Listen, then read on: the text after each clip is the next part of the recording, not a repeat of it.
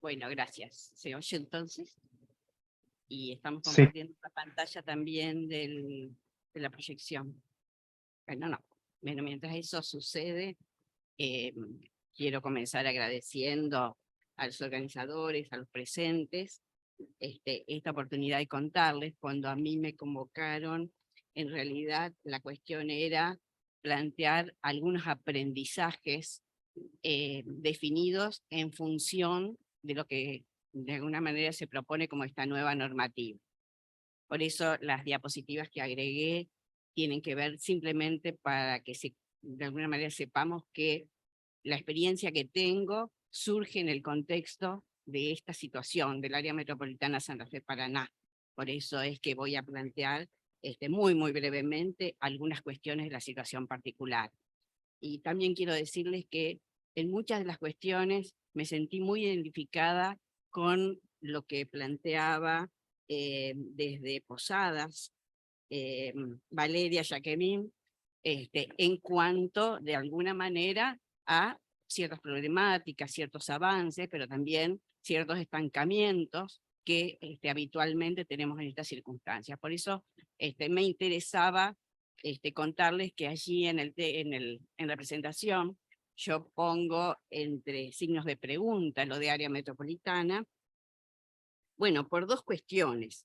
En principio por la consideración general, es decir, si bien paulatinamente se va reconociendo esta idea de una situación que tenemos que empezar a atender en este área metropolitana Santa Fe Paraná, es de alguna manera un camino que va avanzando muy lentamente.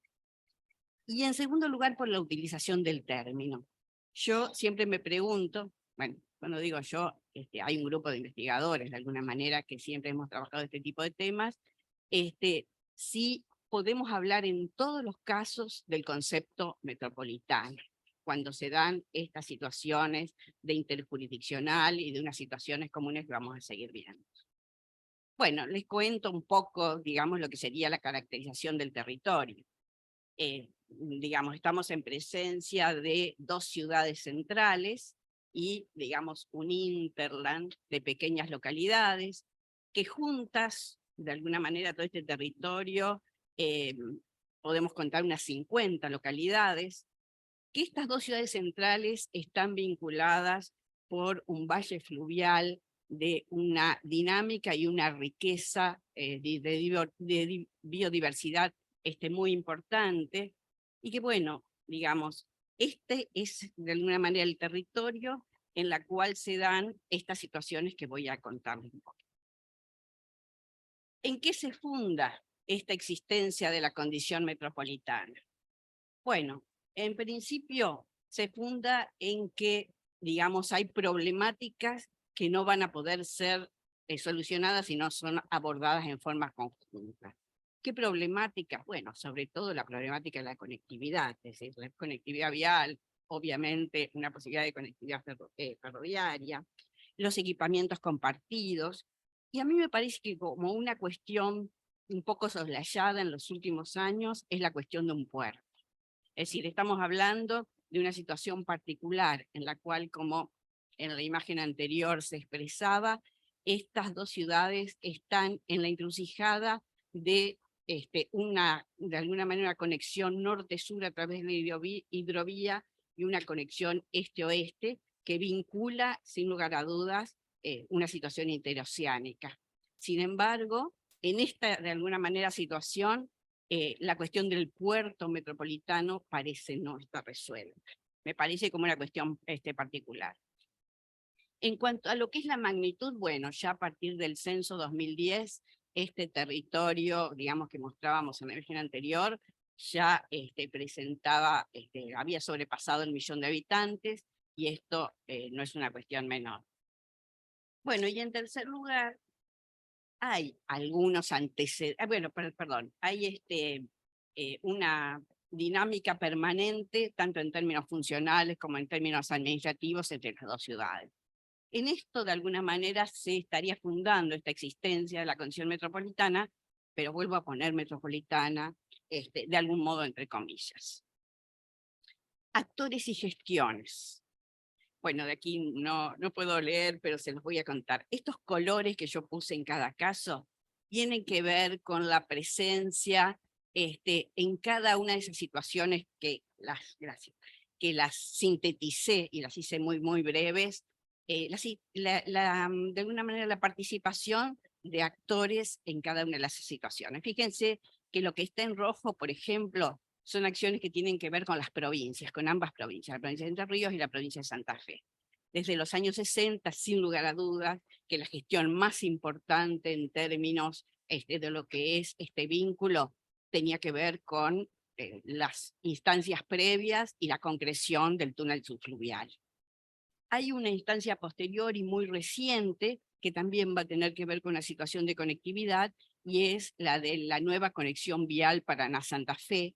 Más o menos se trabajó mucho en los años 2015, 2016, inclusive por una gestión de vialidad nacional, por eso vuelve a aparecer, en otro color está de alguna manera la gestión nacional, y digamos las acciones, o sí, de alguna manera las gestiones, que tienen que ver con los estados municipales son siempre muy débiles, son sobre todo de tipo declarativo, de alguna manera sí se hace referencia a algunas acciones en algunas fechas, pero me acuerdo haber asistido a muchísimas instancias en las cuales uno o los dos municipios intentaban de alguna manera generar alguna institucionalidad a este área metropolitana.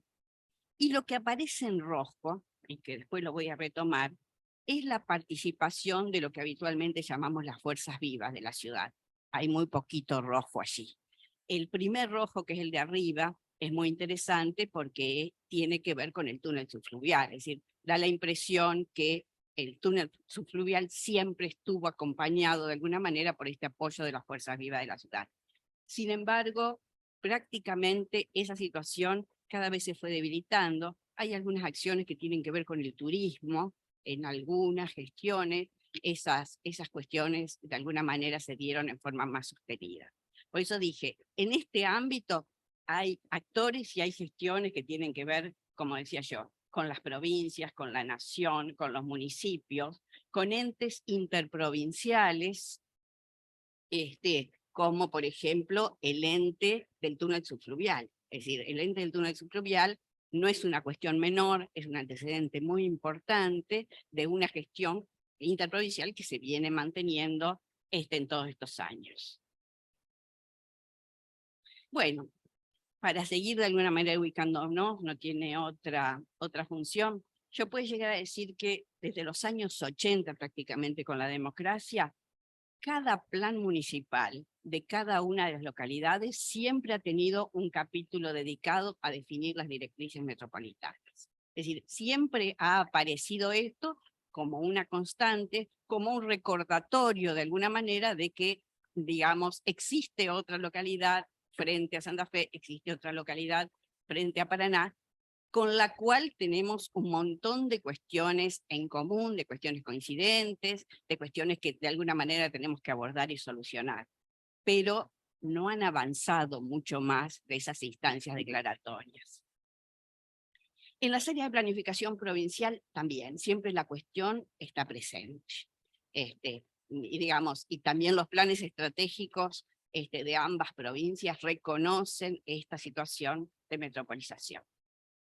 Y bueno, con un conjunto de, yo les decía, prácticamente una veintena de investigadores, todos, la mayoría vinculados a la Universidad Litoral, desarrollamos desde el año 2000 un reconocimiento y evaluación de potencialidades de este territorio. Hubo muchos proyectos de investigación que empezaron a tomar este territorio. Desde el año 2006 prácticamente hay proyectos y la existencia de un observatorio urbanístico del área metropolitana. Nunca se institucionalizó, ni siquiera a nivel universitario, pero siempre existíamos como un proyecto de investigación que de alguna manera íbamos deambulando como un elenco buscando la obra de teatro, o al revés, como la obra de teatro buscando el elenco, pero de alguna manera tampoco tiene institucionalización, siempre mantenido a pulmón de ir buscando los financiamientos. Pero en el año 2016, justamente también a partir del DAMI, un equipo de la Universidad del Litoral, un equipo interdisciplinario de la Universidad Nacional del Litoral, aborda este estudio de lineamientos estratégicos del área metropolitana Santa Fe, justamente a partir de una financiación del DAMI. Y me parece que buena parte de las cuestiones que les voy a ir contando en términos de aprendizajes tiene que ver con ese proyecto que pude de alguna manera dirigir en ese momento. Pero antes de empezar a contar, quiero decir que todo lo que nosotros tenemos que pensar de nuestras situaciones metropolitanas en términos institucionales o interjurisdiccionales en términos institucionales o conglomeradas en términos institucionales, se da en contextos organizacionalmente débiles. Generalmente la palabra que se usa es políticamente débil. Bueno, yo lo que de alguna manera quiero evitar equivocarnos con este término, al menos en esta cuestión, por eso preferí usar que las organizaciones son débiles y a veces son públicas y a veces no lo son.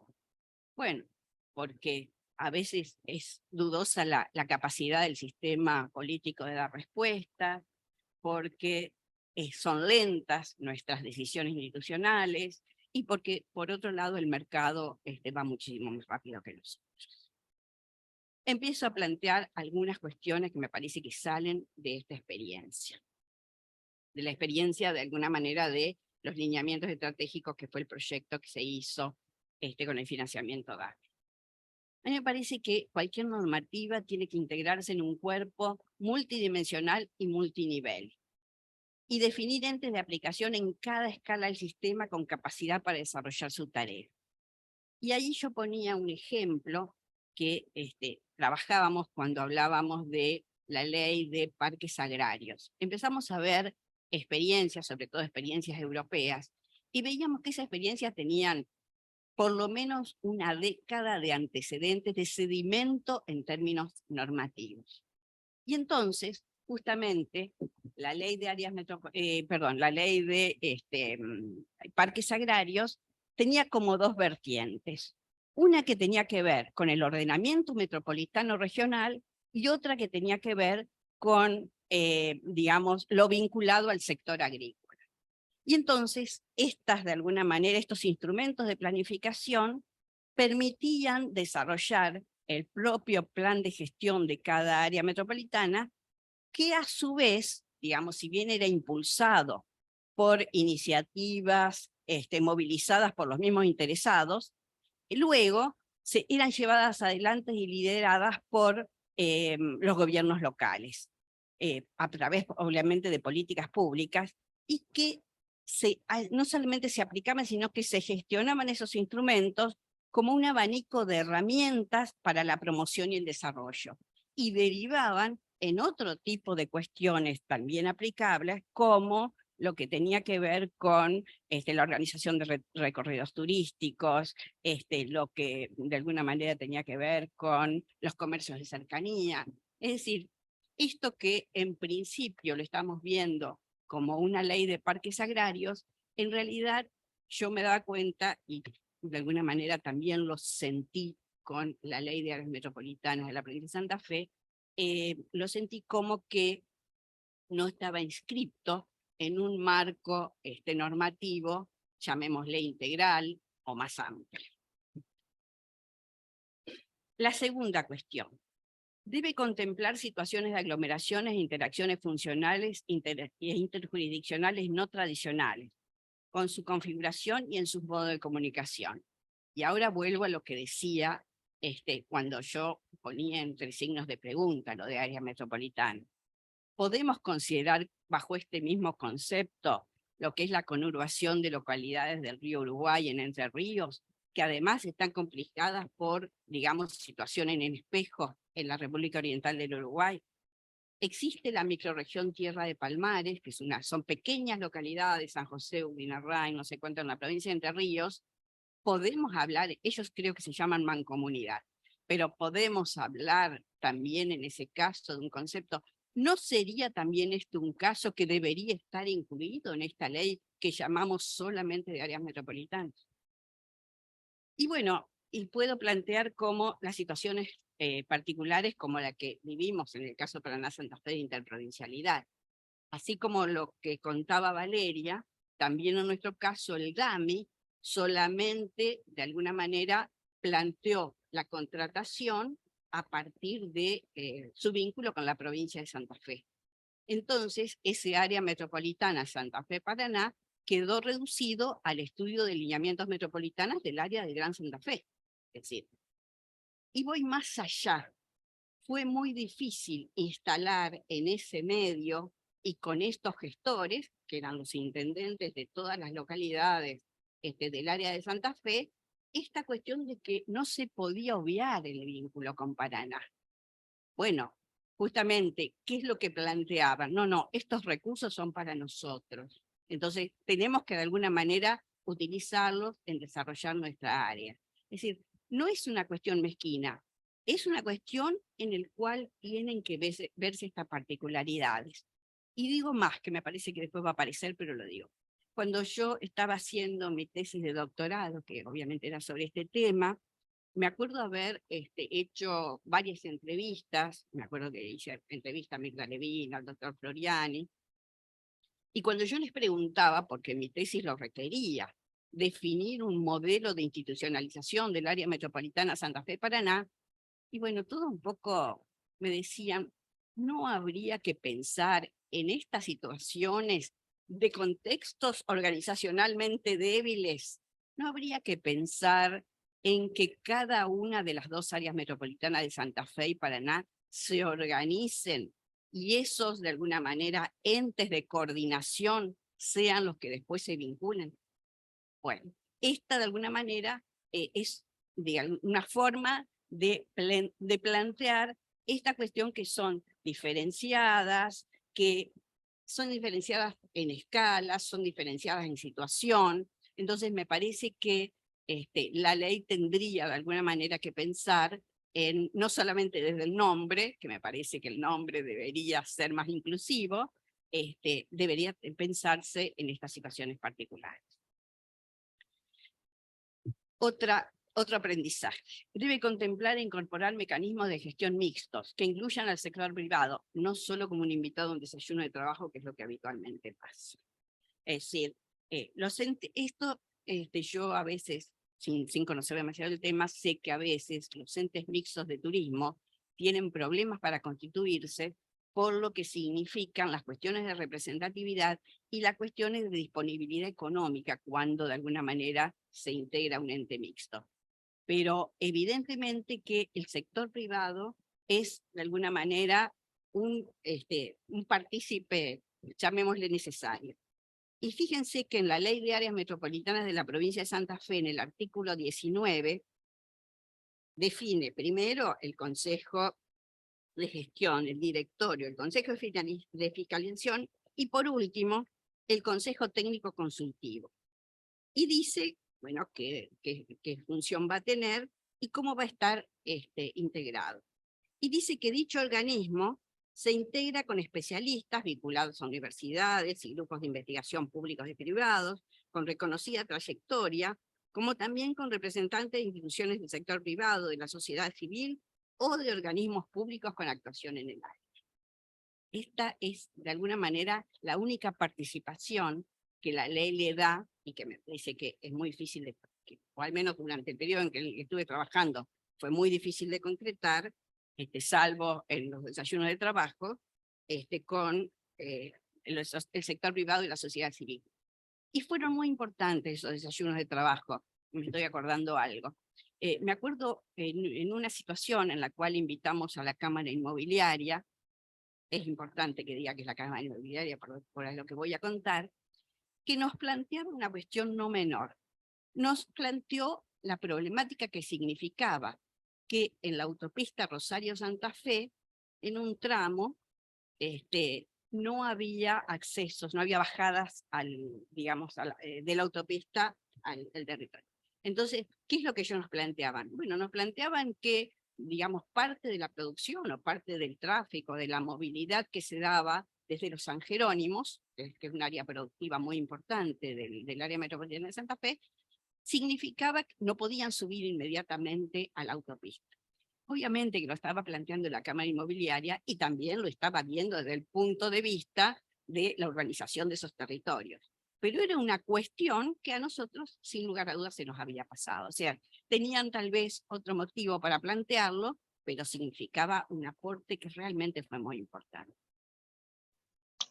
Perdón, Mirta, solo para avisarte, tenemos 4 o 5 minutos más. Bueno, cómo no. Debe contemplar modos de participación en la gestión que eviten ser considerados como una ampliación de la burocracia. Bueno, puedo decir poco de esto, ustedes lo entienden, no está bien visto, obviamente, que sea una ampliación de la burocracia. Yo puse ahí caso Toronto, yo fui en el 91 a Toronto, y el área el ente de gestión del área metropolitana era un organismo autónomo, había elecciones de alguna manera, eso obviamente que hasta en Canadá lo tuvieron que cambiar. Debe establecer normas de integración al área metropolitana que asegure ciertas condiciones e intereses comunes a todos. Bueno, ¿cómo definimos quién lo integra y quién no? Voy a plantear el caso del área metropolitana Santa Fe. Este dibujito que está en anaranjado es el área metropolitana que ya estaba constituida cuando ingresamos a hacer el trabajo. El área que estaba en amarilla, no. Entonces, bueno, preguntamos por qué, quién llamó, cómo invitaron. Bueno, obviamente nadie respondió a decir cómo invitaron, quién llamó. Había sido, parece, una cuestión como automática. Muy poco logramos conseguir que los que están ahí en amarillo, porque de nuestro estudio salía que deberían integrarse, se integraran. Entonces, a ver, no puede haber, nosotros siempre de alguna manera fomentamos que estas cuestiones se definan de abajo hacia arriba y no de arriba hacia abajo. Obviamente que la integración tiene que ser voluntaria, pero no puede ser que alguien no entienda para qué me sirve estar allí y al grupo para qué me sirve que yo esté. Entonces, esta es la pregunta que hay que contestarse cuando se decide cómo se integra un área metropolitana. Y esto me parece que tiene que estar explicitado en alguna parte. Bueno, debe reconocerle a la ciudad central atribuciones específicas por esa condición, pero también imponerle deberes. Bueno, yo recién le preguntaba al arquitecto Kingsland cómo sigue de alguna manera la cuestión de la financiación del equipo técnico en el área metropolitana de Rosario. No sé exactamente cómo es ahora, pero yo sé que durante muchos años la Municipalidad de Rosario mantuvo, si se quiere decir así, al equipo técnico de lo que era el ente de coordinación metropolitana.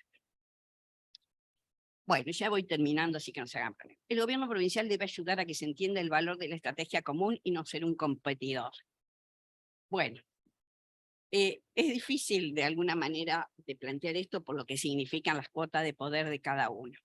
Pero les voy a dar un ejemplo, uno solo, que es el caso del acueducto metropolitano en el Gran Paraná. La foto de la izquierda muestra, en marzo de 2022, la firma del convenio, del convenio con ENOSA, del contrato, perdón, con ENOSA, para el acueducto metropolitano, una obra realmente muy importante. Entonces yo leía un poco el artículo, porque obviamente estaba el gobernador que estaba firmando el convenio, y estaban todos los intendentes de las localidades que integraban el área metropolitana. Entonces cuando los entrevistaban a cada uno de estos intendentes, todos decían, y damos las gracias al señor gobernador porque esto es muy importante para nuestra localidad. Entonces yo decía, no tendrían que haber dicho, esto es el producto de nuestro esfuerzo mancomunado junto con el gobernador, porque todas estas localidades juntas tenemos mucho más peso y logramos que la ENOSA, digamos, hiciera el acueducto metropolitano. Bueno, esto no sucedió. La foto de la derecha es de 2017, cuando funcionarios de la Municipalidad de Paraná presentan el proyecto que crea el Plan Estratégico del Área Metropolitana del Gran Paraná. Están los funcionarios de Paraná y está una funcionaria provincial, y no hay nadie más. Es decir, cuando yo digo esto, ¿qué quiere decir? Que la obra material actúa favorablemente para establecer lazos y estratégicas, y el camino no puede ser al revés. Pero, para terminar, y volviendo a esto de los contextos organizacionalmente débiles, no tendríamos que pensar en una cierta gradualidad para plantear no sé, destete, se puede decir, de los gobiernos locales, que no tengo que decirles a ustedes que tienen muy pocos recursos en todos los términos de que estemos planteándonos. No tendríamos que pensar que esa gradualidad esté implicando paulatinos niveles de consolidación de esos sectores, y mientras parece ser que el gobierno provincial tiene de alguna manera que ejercer algún tipo de tutoría. Si a mí me lo preguntaban esto hace unos años, yo volvía a decir, no, tiene que ser de abajo hacia arriba. Bueno, pero parece ser que de abajo hacia arriba necesita tiempo para poder de alguna manera instalarse. Bueno, muchísimas gracias.